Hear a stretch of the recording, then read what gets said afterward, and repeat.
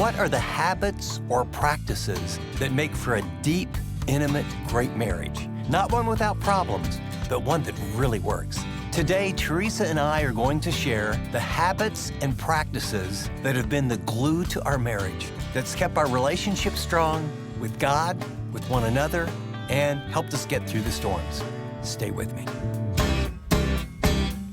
Thanks for listening to this edition of Living on the Edge with Chip Ingram. Living on the Edge is an international teaching and discipleship ministry motivating Christians to live like Christians. And in just a minute, we'll pick up in our new interview series with Chip and Theresa Ingram as we continue celebrating their 45 years of marriage. Last time, they reflected on how God brought them together and the meaningful lessons they learned in the first few years of marriage. Today, they'll highlight the habits and disciplines they've committed to that have kept their relationship going. So get a notepad ready or pull out your phone because you'll want to jot these practices down and apply them to your marriage. Okay, let's get going. Here again is Chip and Theresa's daughter, Annie, to continue the conversation. One of the things, now that we've heard a lot of your early days, now that you got married, what were some of the learning curves that you experienced? What are some of the biggest things that you had to learn to navigate? Well, I'll give you 3 or 4 that when I look back, number one, my expectations about what it was going to be like. We chose to be sexually pure. We were in the Bible. We prayed together. We sang together. We did ministry together. And I just thought I was going to get the equivalent of, Betty Crocker, Raquel Welch, and every dream all in one package. We did it God's way. It's going to be awesome. We're really not going to have any problems. And my expectations were so skewed that I just had to totally learn and reorient those. The second one was, I thought, when you're dating, you want to be around them all the time. I didn't think we'd ever have any problem communicating. And I found out, oh boy, we couldn't communicate well at all. And then the third was, before we got married, I can never remember getting angry at your mom. And right after our honeymoon, over the silliest thing in the world, I got so angry. And she raised her voice to me in such a way that I thought, I can't believe, oh my gosh, have I married the wrong person? I mean, I was so out of it. So then I didn't know how to resolve anger. And probably the last one was, I was convinced that since we did life, quote, God's way, that sex would just be awesome and no learning, no problems, no troubles. So other than expectations, communication, resolving anger and problems in our sex life, everything went perfect. How about you, Mom? What were some of the hardest things for you guys to navigate early on from your perspective? Okay, early on, it was communication was probably the number one. And I can look back now and see why. I came from a family that never talked. We never shared deeply. We sat at the table for dinner sometimes and nobody said anything. And Dad came from a family that never stopped talking. That's true. Yes. And so he was very, very verbal, and I was very, very quiet. And I didn't really know how to share with a man. I could share with my girlfriends, but with a man, things inside. And so communication was, I think, a big learning curve for us. And Yep. I've heard that communication is a meeting of meanings. And I think that's a really great way to describe both of you, that you both were trying to talk to each other, but meeting each other with the meaning of what you're each trying to communicate and is really important. We didn't understand each other. Yeah. I didn't understand why he would get angry when because I have to ponder. If somebody asks me a question, sometimes I don't have an answer right away. I have to ponder it for a while, and sometimes my pondering took too long. Why won't you talk to me? I ask you a question. Why are you shutting down? So I would say, for me, early on, communication was huge, and over the longer in our marriage was just moving. We just moved. I like to build my nest, my home, and I want to stay there. And I'd always get to that place, and then we'd have to move across the country to another state, start all over again. So I think that was one of the big adjustments for me, because times I would think, well, other pastors just stay in the same place for 45 years. How come we can't do that? Why do we have to move all over the place? You married a very unique man. Yes. So in light of you navigating these early challenges of communication and expectations, what are some of the daily practices that you put into place that help you overcome these struggles? We know you guys made it to here. Yes. What are some of those foundational practices that were lived out every single day or weekly in a rhythm that you really think held your marriage together and allowed you to enjoy each other and overcome those struggles? Well, I think the most important one is we have a habit. It is a habit, but it's a desire of our hearts. Even from the time we were on our honeymoon, we'd get up in the morning and have time with the Lord, time being in the scriptures, time praying, getting our focus on God was the primary habit of our day. And even all these years, that's still what we do. Even if we're on vacation, we do the same thing. We just react that way. It's what we want to do. It really goes back to both of your stories, even before you met, that the practice of meeting with the Lord, of being in His Word, that just continued on. It wasn't something that started with your marriage. It was cultivated prior. Yes. And it continued. Yeah. And it's not a like ought to, and that's what good marriages do. Or, I have a couple good friends that, they read the Bible with their wife and pray together in the morning and kind of have this picture. And we tried that for like 3 days. It was like, this does not work. I didn't want to spend, we pray together and we share, but even like when we're on vacation, I know that if she gets a couple hours by herself, or I get a couple hours by myself at vacation, because we have more time that you can read and pray and walk and journal and ponder and reflect. The person who shows up in our marriage is really, really different. And my personality, too. I'm an introvert, and I need that time to get refreshed just by myself. Everybody doesn't need that, I know, and they do things differently, but that's what I need in my life. Absolutely. And for those who don't know you both very well, you're an extreme introvert and you're an extreme extrovert. Yes, that's true. So you had some personality challenges going into, you attracted to one another, but in learning to work together, it created some challenges. So the first one is just individually being in God's Word and together. What else? Well, one habit that we cultivated out of necessity is on every Friday morning for years, all the time we had children at home, in school, or when they were home after college, when we had children at home, every Friday morning, like clockwork, we got up, and sometimes we had to drop off kids at school, but we went out to breakfast together every Friday morning. It was just something I really looked forward to, we looked forward to, and so we had that time. We knew that whatever came along in the week, we had that time we're going to sit down and look at each other and talk and just enjoy one another. Mm-hmm. So I think that was our date for then. Now we don't have. Well, now we can take a date anytime. we don't need to even go out of the house to have a date. But that was something that was really, really positive, because I knew if there's anything we need to talk about, well, Friday's coming. Yeah. And we would often take a walk, or we just knew until it's time to go pick up the kids, this is our time. So it might be a couple hours, it might be 4 or 5, but it was like at least every 7 days at a really deeper level. It was both fun and we connected.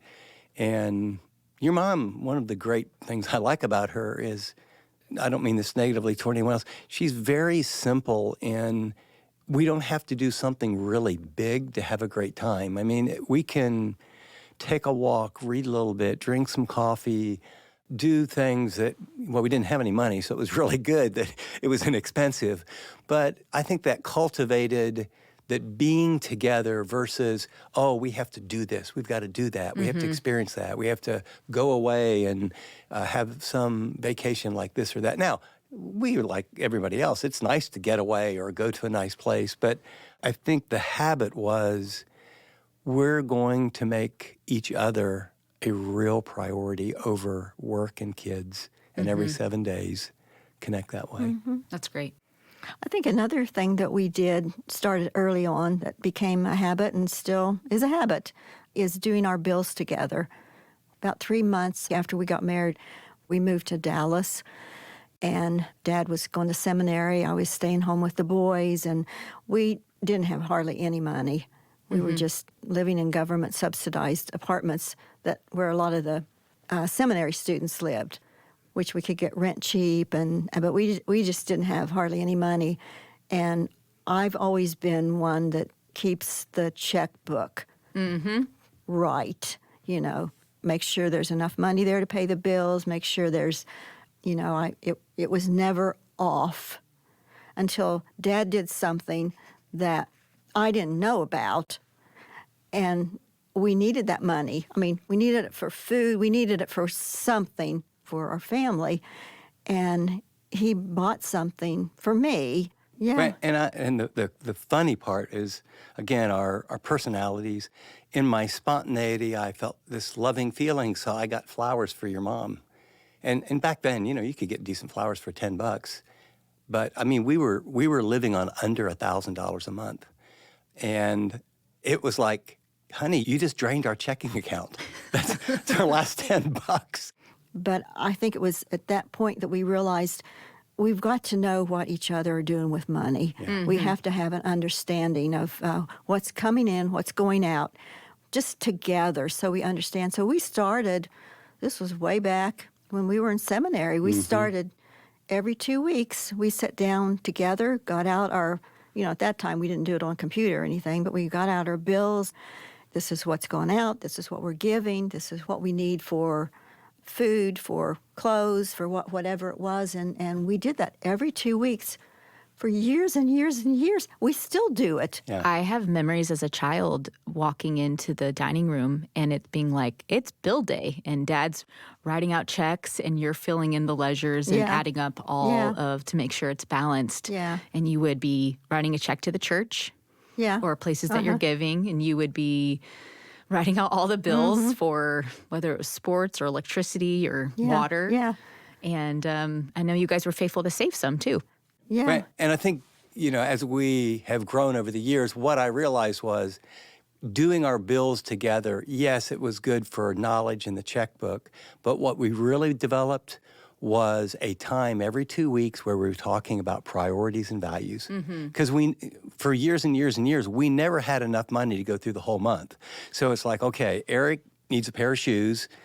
Jason is, can we afford piano lessons? Annie is, well, we're getting some clothes from friends right now. I mean, every 2 weeks it was, okay, we're talking about what's most important now, what are we going to do?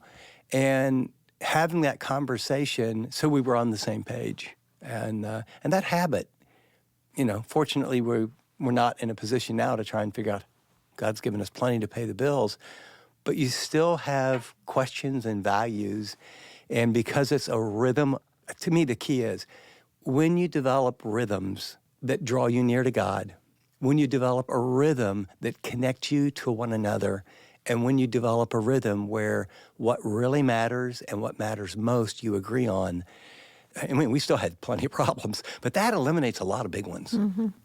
While we're on the topic of money, is it important that married couples share one bank account? You know what? This is a real key issue. God's design is for oneness, and it's for spiritual, emotional, physical, financial. It's oneness in everything.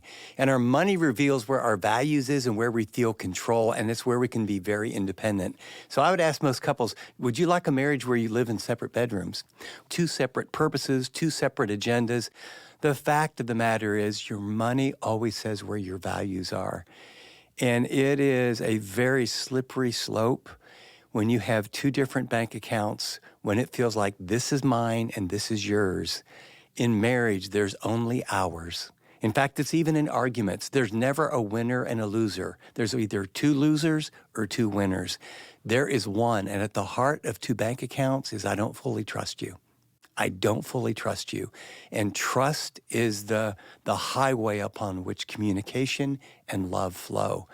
And that's a really important thing. And for a lot of people, that's scary because what are they going to do with my money? Which, here's the lie, it's not your money. You may earn this and he may earn that or vice versa, but it's ours. What does God want to do with our money, and how do we work together to figure out what he wants it to be for our good, and if you have children, for their good as well. So I think that's one that has just creeped into Christian couples and is one that sets you up for getting apart instead of being drawn together.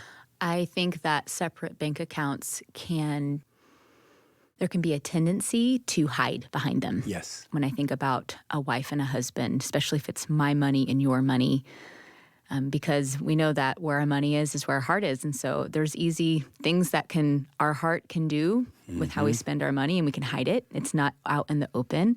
And in order for us to have true intimacy in our marriage relationships, there needs to be vulnerability, and there needs to be trust. And so if you're listening to this today, and you find yourself in a situation where you are sharing two different bank accounts, see it as an opportunity for intimacy, that you will go and be able to join accounts so that you can actually build a stronger foundation for your marriage, not to make it more uncomfortable, but to make it deeper and more satisfying. Yeah, and the thing is, one of the spouses, might say, well, I'm just not any good at keeping track of money, or that's not my strength. That doesn't matter. Well, one of you probably is. So you can still sit down and talk about, where's our money going? How are we viewing, things that we need, and just discuss everything about our finances.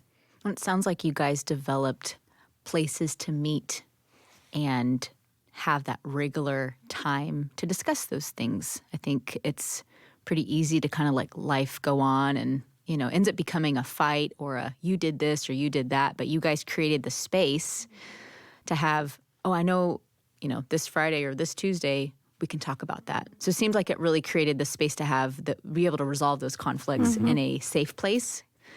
Dad, is there anything else you want to add? There were two things. The habit of eating together as a family. It was 5:30, and you can pick whatever time.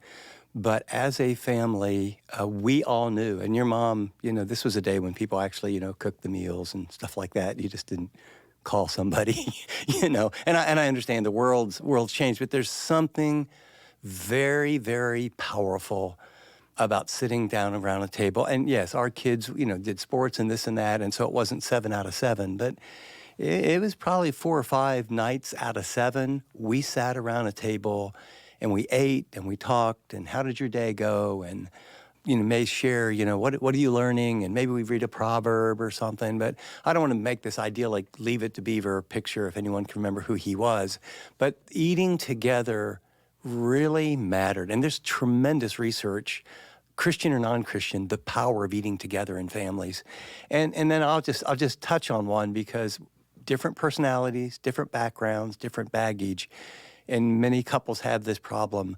The frequency of having sex can be very different in expectations, and we had very different expectations, and it was a real struggle.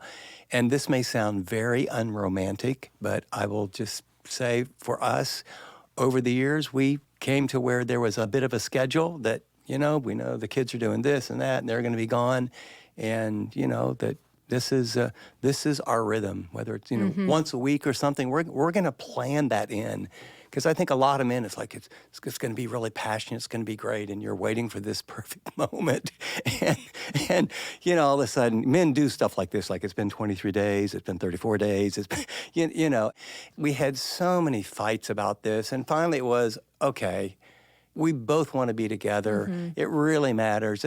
We have biblical commands, 1 Corinthians 7, that this is an important area. And again, there's research about as you come together physically of what happens in the brain that builds connection and networking, and it really matters. And so we built in a rhythm that's kind of set some expectations that It took us a while to learn that, though.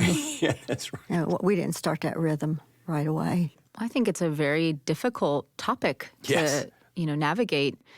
There's a podcast called The Savvy Sauce with Laura Duggar, and she is a marriage and family therapist and hosts a podcast and shares incredible resources and counselors and advice on navigating the topic of intimacy and sex and marriage. And I've personally found it very helpful.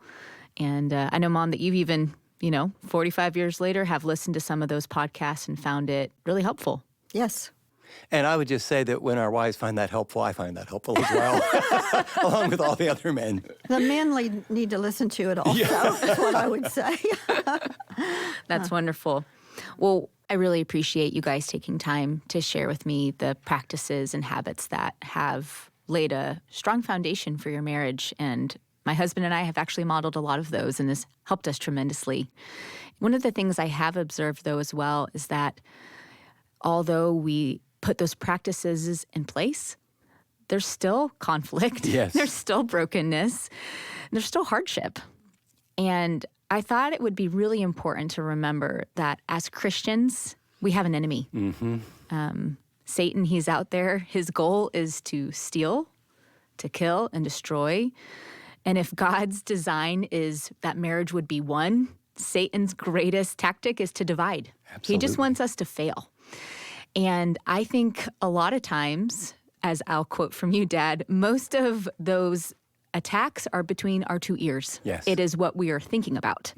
And it's the lies that are infiltrated into our mind. It comes through culture, comes through just things that people say, and then our own self. Our flesh actually is quite broken apart Yes. from Christ. And so we have tendencies to drift towards lies and towards not believing correctly. And so I wanted to take some time to just dispel what are some of the lies that we believe today about marriage that are not true.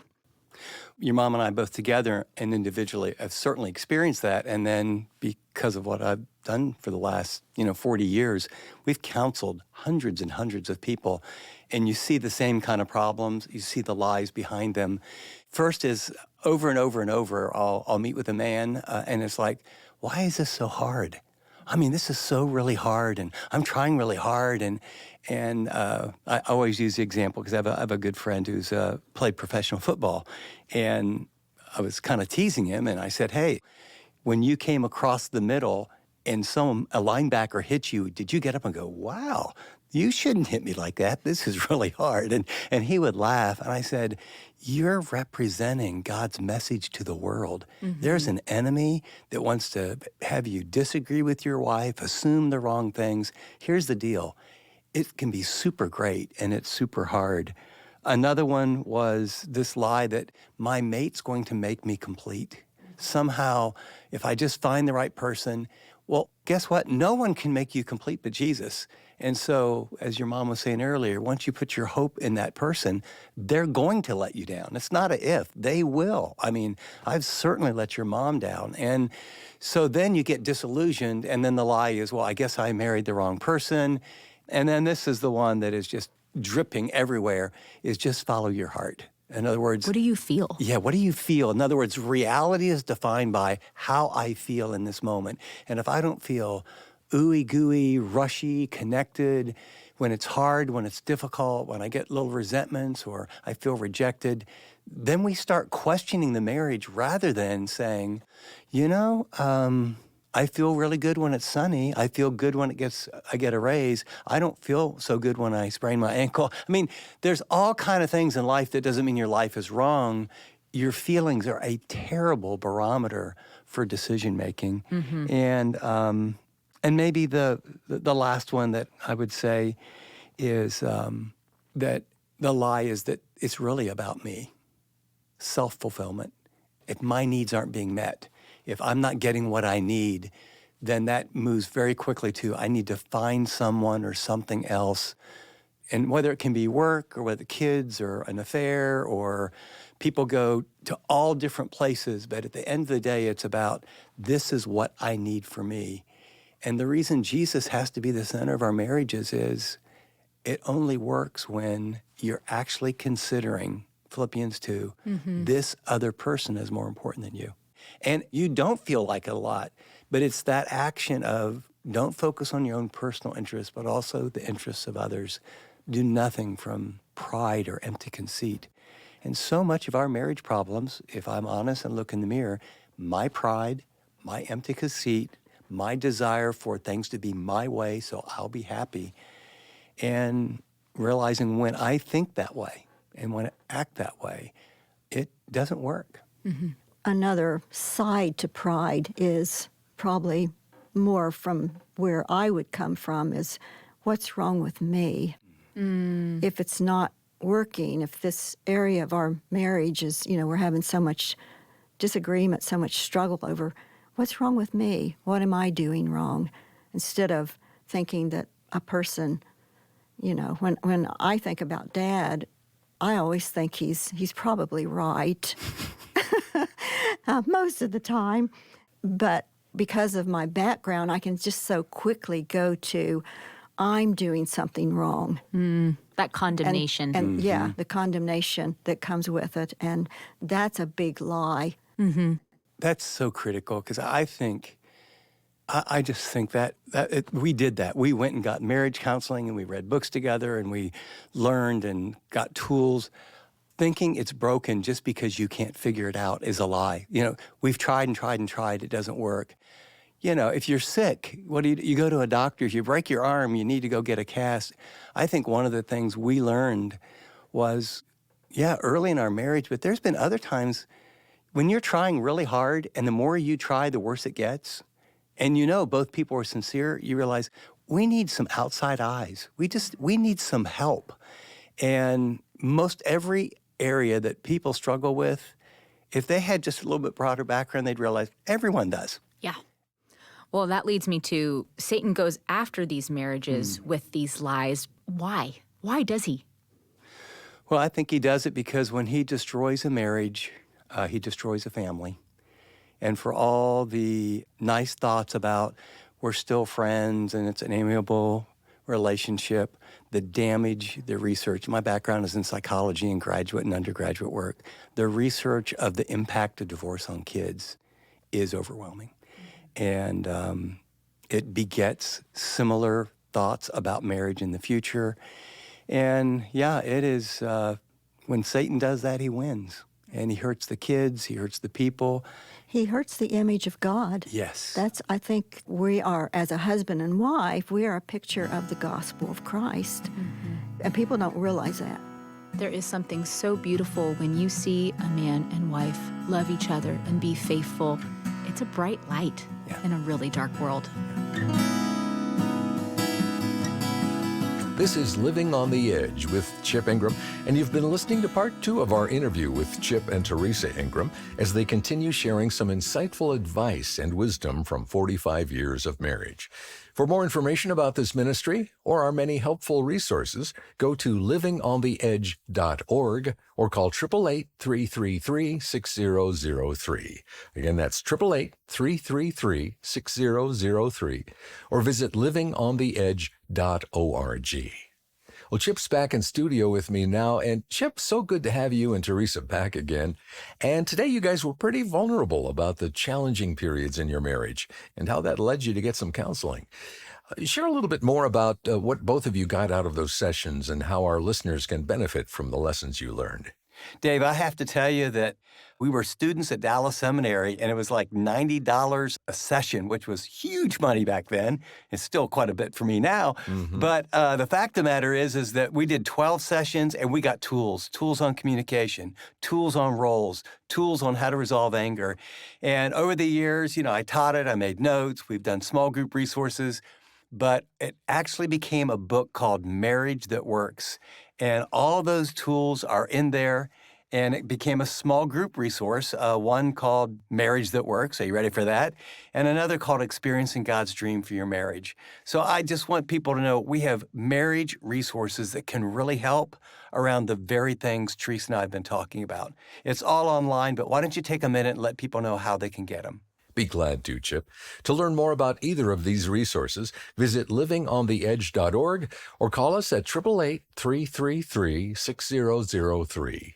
We want to help you strengthen and grow your marriage, and these two tools will help you do just that. Again, for more info about Chip's book, Marriage That Works, or our small group, Experiencing God's Dream for Your Marriage, go to livingontheedge.org or call 888-333-6003. App listeners tap special offers. As we wrap up, I want to thank those of you who make this program possible through your generous financial support. Your gifts help us create programs, purchase airtime, and develop additional resources to help Christians live like Christians. Now, if you've been blessed by the ministry of Living on the Edge, would you consider sending a gift today? You can do that by visiting livingontheedge.org or by calling 888-333-6003. That's 888-333-6003 or visit livingontheedge.org. App listeners, tap donate. And please know how much we appreciate your support. We'll listen in next time as we wrap up this insightful interview with Chip and Theresa Ingram. I'm Dave Drury, and I hope you'll be with us then.